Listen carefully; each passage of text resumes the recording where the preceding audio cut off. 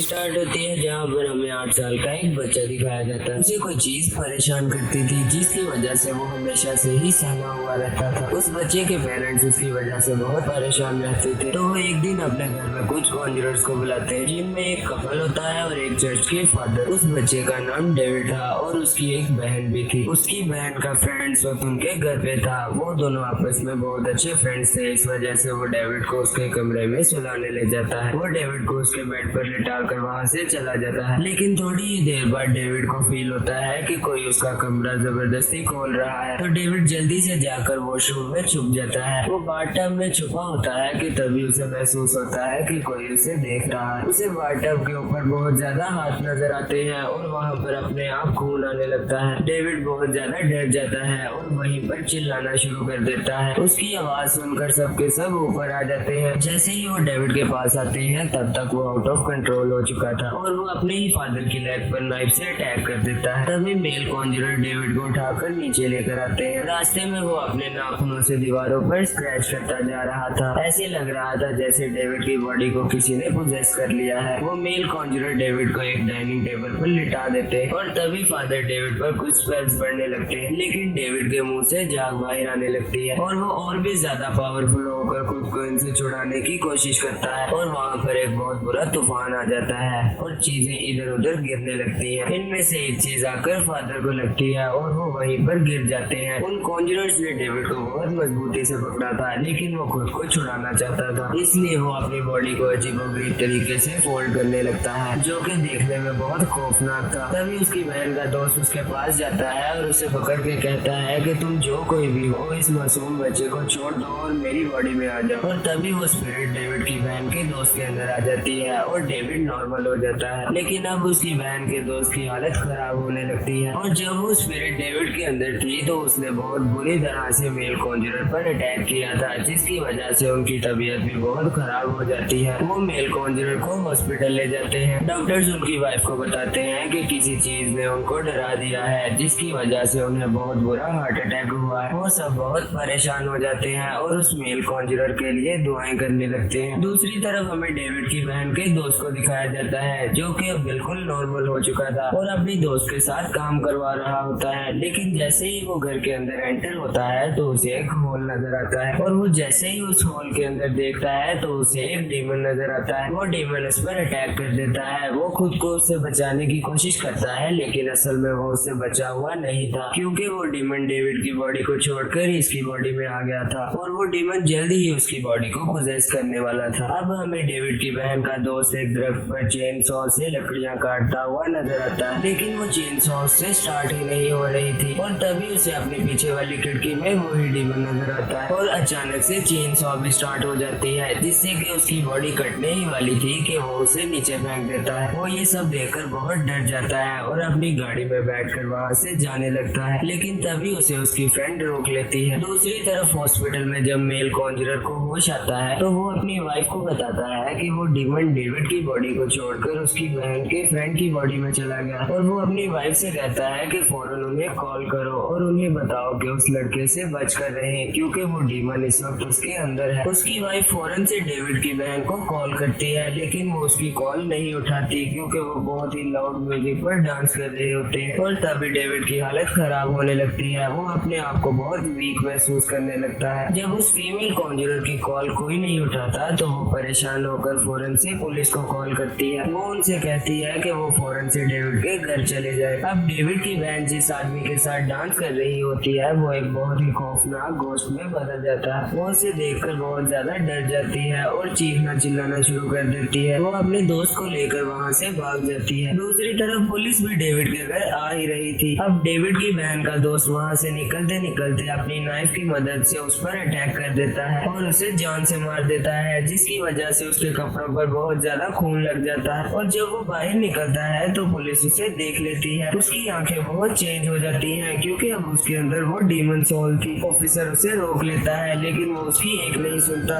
Officer उसे कहता है कि तुम्हारे कपड़ों पर खून लगा है इसलिए तुम हमारे साथ चलो। और अब हम देखते हैं कि वो दोनों मेल एंड फीमेल कॉन्जरर्स के साथ बैठा हुआ है। वो उस लड़के से कहते हैं कि हम देखना चाहते हैं कि तुम्हारे अंदर वो डीमन सोल है है कि नहीं, इसलिए तुम बाइबल पढ़ना शुरू करो। और अगर तुमने बाइबल पढ़ ली तो इसका मतलब ये है कि वो डीमन सोल अभी तुम्हारे अंदर नहीं, और अगर वो तुम्हारे अंदर होगी तो वो तुम्हें बाइबल नहीं पढ़ने देगी। तो लड़का उसी वक्त बाइबल पढ़ना शुरू करता, जिससे साफ जाहिर था कि वो डीमन सोल उसके अंदर नहीं है, क्योंकि वो बाइबल पढ़ पा रहा था। दूसरी तरफ इसने जिस आदमी का मर्डर किया था उस पर केस भी बन जाता है और पुलिस उसे अरेस्ट करने वाली थी। तभी वहाँ पर उस लड़के की लॉयर आ जाती है और वो दोनों कॉन्जरर्स उस लॉयर को बताते हैं कि उस लड़के ने उस आदमी को नहीं मारा, कोई डीमन सोल उस लड़के की बॉडी में है जिसने उस आदमी को मारा है। और तभी वो लॉयर उन कॉन्जरर्स से कहती है कि तुम मुझे कहानियां सुनानी बंद करो, कौन इन बातों पर यकीन करेगा। वो लॉयर इन कॉन्जरर्स की किसी भी बात पर यकीन नहीं करती। तभी मेल कॉन्जरर उस लॉयर से कहता है कि रात को आप डेविड के घर आइएगा, अगर आपको वो डीमन सोल ना नजर आई तो बेशक आप उस लड़के का केस मत लड़िएगा। तभी वो लॉयर रात को डेविड के घर आने पर एग्री हो जाती है। अब सीन शिफ्ट होता है कोर्ट में। तब तक उस लॉयर को भी यकीन आ चुका था कि इस मर्डर के पीछे उस डीमन सोल का हाथ है। तभी वो लॉयर जज से कहती है कि ये काम डीमन का है, लेकिन वो उसकी एक बात नहीं सुनता। वो कहता है कि ये एक फजूल बहाना है। तभी वो जज उस लड़के को पूरी जिंदगी के लिए जेल में रहने की सजा सुना देता है। तभी बाहर वो दोनों कॉन्जरर्स उस लॉयर से कहते हैं कि हम उस लड़के को बेकसूर साबित करके ही रहेंगे, क्योंकि वो जानते थे कि वो किसी का मर्डर नहीं कर सकता, इसके पीछे जरूर कोई डीमन सोल है। तभी वो दोनों कॉन्जरर्स उस केस की इन्वेस्टिगेशन शुरू कर देते हैं। वो लोग उस दिन की रिकॉर्डिंग सुनने लगते हैं जिस दिन ये केस हुआ था, जब सब मिलकर डांस कर रहे थे। फिर वो दोनों उस जगह पर जाते हैं जहाँ पर उस घोस्ट ने पहली बार डेविड पर हमला किया था। उस घर के रूम में एक वाटर बेड था। जब डेविड उस वाटर बेड पर खेल रहा था तभी एक हाथ बेड से बाहर आता है और डेविड को पकड़ लेता है। ये उस डीमन का हाथ था। उस घर का फ्लोर भी खराब था। तभी वो दोनों कॉन्जरर्स डेविड की मदर को बताते हैं कि ये जरूर किसी डीमन का काम है। और फिर वो दोनों कॉन्जरर्स और डेविड की बहन उस कमरे के नीचे जाते हैं, यानी उस कमरे के नीचे जो जगह थी वहाँ पर बहुत से रैट्स थे। और तभी फीमेल कॉन्जरर को वहाँ पर एक बहुत ही अजीबोगरीब स्कल नजर आता है। वो उसकी पिक्चर लेती है और सबको आकर दिखाती है और सभी उन्हें बताते हैं कि हमने आज तक ऐसा स्कल नहीं देखा। और चर्च के फादर भी यही कहते हैं। तभी फादर उन कॉन्जरर्स को एक सजेशन देते हैं कि तुम ये बात किसी और फादर को बताओ जो मुझसे सीनियर हो। और वो दोनों कॉन्जरर्स के किसी और फादर के पास जाने पर वो उन्हें बताते हैं कि मैं ऐसा स्कल पहले कहीं देख चुका हूँ। फिर फादर उन दोनों कॉन्जरर्स को अपनी कलेक्शन दिखाते हैं। दूसरी तरफ हमें एक लेडी को दिखाया जाता है जो एक अजीबोगरीब टेबल पर ब्लैक मैजिक कर रही होती है। उस लेडी के पास डेविड की बहन के दोस्त की फोटो भी थी। उस लेडी के जादू करने की वजह से वो लड़का हॉस्पिटल में डरने लगता है और उसे ऐसे लग रहा था कि उसके पास कोई डीमन या सोल है। अब वो दोनों कॉन्जरर्स एक डिटेक्टिव से मिलते हैं। वो डिटेक्टिव उन्हें बताता है कि मैं ऐसा स्कल पहले एक केस में देख चुका हूँ। तभी वो फीमेल कॉन्जरर डिटेक्टिव को बताती है कि इस बार इस केस में डीमन का हाथ है। और तभी डिटेक्टिव उससे कहता है कि मेरे साथ मजाक मत करो। तभी वो तीनों वहाँ से चले जाते हैं, लेकिन फीमेल कॉन्जरर वहाँ से वो नाइफ ले लेती है जिससे उस दिन मर्डर हुआ था। डिटेक्टिव रास्ते में उनसे कहता है कि जिस केस की मैं बात कर रहा हूँ उसमें 2 लड़कियां थी, वो दोनों की दोनों मारी गई, लेकिन हमें बॉडी सिर्फ एक की मिली थी। और तभी वो तीनों उसी प्लेस पर आ जाते हैं जहाँ पर ये वाकया हुआ था। वो फीमेल कॉन्जरर पास्ट में चली जाती है जिसमें वो देखती है कि वो दोनों लड़कियां आपस में बहुत अच्छी दोस्त थी। उनमें से एक लड़की अपनी दोस्त को मार देती है क्योंकि उस पर डीमन आ चुका था। और जिसने अपनी फ्रेंड का मर्डर किया था फीमेल कॉन्जरर बिल्कुल उसकी तरह ही एक्ट कर रही थी। वो फीमेल कॉन्जरर उस दिन होने वाली तमाम चीजों को रिवाइज कर रही थी। अब वो भागने लगती है और भागते भागते वो बिल्कुल किनारे पर पहुंच जाती है जिसके बाद नीचे पानी ही पानी था। वो फौरन से रुक जाती है, लेकिन तभी पीछे से एक गंदा सा हाथ उसे नीचे की तरफ खींचने लगता है और तभी उसका हस्बैंड उसे बचा लेता है। वो अपने हस्बैंड को बताती है कि जिस लड़की की बॉडी नहीं मिल रही उसकी बॉडी नीचे पानी में है। और तभी वो डिटेक्टिव उस लड़की की बॉडी को निकलवा लेता है जिससे ये केस सॉल्व हो जाता है। अब ये दोनों कॉन्जरर्स हॉस्पिटल आते हैं जहाँ पर उस लड़की की बॉडी भी थी। और तभी फीमेल कॉन्जरर उसका हाथ पकड़कर ये पता लगाने की कोशिश करती है कि ये सब कैसे हुआ। उसे एक केव नजर आती है और जब वो उसके अंदर जाती है तो उसे काले जादू का पूरा सेटअप नजर आता है और वहाँ पर वो लेडी डेविड की बहन के दोस्त पर काला जादू कर रही थी। वो फीमेल कॉन्जरर उस लेडी का फेस देख लेती है और उससे पूछती है कि तुम ऐसा क्यों कर रही हो। इससे पहले कि वो लेडी को जवाब देती रियल वर्ल्ड में उस फीमेल कॉन्जरर पर एक बॉडी अटैक करने लगती है। फीमेल कॉन्जरर का हस्बैंड उससे कहता है कि उसका हाथ छोड़ दो और ये सब कुछ बंद कर दो। उस फीमेल कॉन्जरर को ऐसा करना पड़ता है। तभी मेल कॉन्जरर को एक बुक मिलती है जो कि उनके जूनियर ने उन्हें दी थी। उस बुक में काले जादू और उस लेडी यानी चुड़ैल को मारने के बारे में सब कुछ लिखा था। और जब वो मेल कॉन्जरर उस बुक को पढ़ना स्टार्ट ही करता है तो उसे एक इल्यूजन आता है कि वही लेडी और वो आदमी जो उस पर पहले अटैक करने वाला था वो उस पर अटैक करने वाला है। उस मेल कॉन्जरर के हाथ में एक नाइफ होती है। वो उस आदमी को मारने ही वाला होता है कि तभी उसका हाथ उसका जूनियर रोक लेता है और उसे कहता है कि आप अपनी बीवी को मारने वाले थे। यानी ये सब इल्यूजन्स वही डीमंस कर रहे थे ताकि वो मेल कॉन्जरर अपनी बीवी को मार दे, क्योंकि वो फीमेल कॉन्जरर उन डीमंस के लिए बहुत बड़ा खतरा है। इसके बाद वो फीमेल कॉन्जरर उस सीनियर फादर से मिलने जाती है। वो सीनियर फादर उस फीमेल कॉन्जरर को एक बुक दिखाते हैं जिस पर एक बच्ची की फोटो लगी थी। फादर उसे कहते हैं कि ये एक विच है। वो फीमेल कॉन्जरर फादर से कहती है कि आपने मुझे ये सब कुछ पहले क्यों नहीं बताया। तो वो बताते हैं कि ये मेरी बेटी है। तभी वो फादर उसे एक केव में ले जाते हैं और वहीं पर वो विच भी थी जो कि काला जादू कर रही थी। तभी हम देखते हैं कि वो ऊपर आ जाती है और अपने फादर को ही मार देती है। अब वो फीमेल कॉन्जरर उसी टेबल के पास पहुंच जाती है जहां पर वो विच काला जादू करती थी। वो फीमेल कॉन्जरर उस टेबल को गिराने की बहुत कोशिश करती है लेकिन वो नहीं गिरता क्योंकि वो बहुत वजनी था। इतने में ही वो विच भी वहां पर पहुंच जाती है। फीमेल कॉन्जरर उसे देखकर अपनी जान बचाने की कोशिश करती है। अब वहां पर मेल कॉन्जरर भी पहुंच जाता है। उसे पता चल जाता है कि उसकी बीवी कहां पर है। वो बेसमेंट के ताले को तोड़ने लगता है। दूसरी तरफ वो फीमेल कॉन्जरर बहुत मुश्किल में होती है। वो अपनी जान बचाकर उस विच से भाग रही थी लेकिन उसे वहां से निकलने का रास्ता नहीं मिलता। उसे एक मिरर नजर आता है। वो हर तरफ खुद को ही देख पा रही थी। तभी वो विच उस पर चाकू से अटैक कर देती है लेकिन वो फीमेल कॉन्जरर उसको पत्थर मारकर वहां से भाग जाती है। दूसरी तरफ मेल कॉन्जरर के पास वो विच उसके वाइफ के रूप में पहुंचती है और उसे अपने काबू में कर लेती है। दूसरी तरफ डेविड की बहन के दोस्त की तबीयत खराब होने और उसकी बॉडी अजीबोगरीब तरीके से हिलने लगती है। अब वो विच मेल कॉन्जरर को ऑर्डर देती है कि हैमर से अपनी बीवी को मार दो। इस वक्त वो मेल कॉन्जरर पूरी तरह से उस विच के कंट्रोल में था। अब वो फौरन से जाकर हैमर से अपनी बीवी को मारने लगता है और तभी उस मेल कॉन्जरर को अपनी बीवी के साथ बिताए हुए पुराने पल याद आने लगते हैं और वो याद करते हैं कि वो अपनी बीवी और अपनी फैमिली को कितना प्यार करते हैं। अब वो मेल कॉन्जरर नॉर्मल होने लगे और तभी वो हैमर लेकर उस टेबल की तरफ बढ़ते हैं जो कि उस विच का था जहाँ पर वो काला जादू किया करती थी और वो हैमर की मदद से उस टेबल को तोड़ देते हैं जो कि आज तक कोई नहीं तोड़ पाया था। अब वो मेल कॉन्जरर पूरी तरह से नॉर्मल हो जाते हैं और वो विच भी बहुत ज्यादा वीक होकर मर जाती है। दूसरी तरफ डेविड की बहन का दोस्त भी ठीक हो जाता है क्योंकि वो सोल जो कि वो विच कंट्रोल कर रही थी उस लड़के की बॉडी से निकल जाती है। और अगले सीन में हमें दिखाया जाता है कि कोर्ट ने डेविड की बहन के दोस्त को 5 साल जेल में रहने की सजा सुनाई है क्योंकि कोर्ट को अभी भी बिलीव नहीं था कि ये किसी डीमन का काम है। डेविड की बहन के दोस्त के जेल में होने के बावजूद भी डेविड की बहन उससे शादी कर लेती है। मूवी के एंड पर हमें दिखाया जाता है कि सारे केसेस सॉल्व हो चुके थे और वो डीमन जो लोगों की बॉडी में आते थे वो जा चुके हैं क्योंकि उस ब्लैक मैजिक का असर पूरी तरह से खत्म हो चुका था। और यहीं पर इस मूवी का एंड हो जाता है।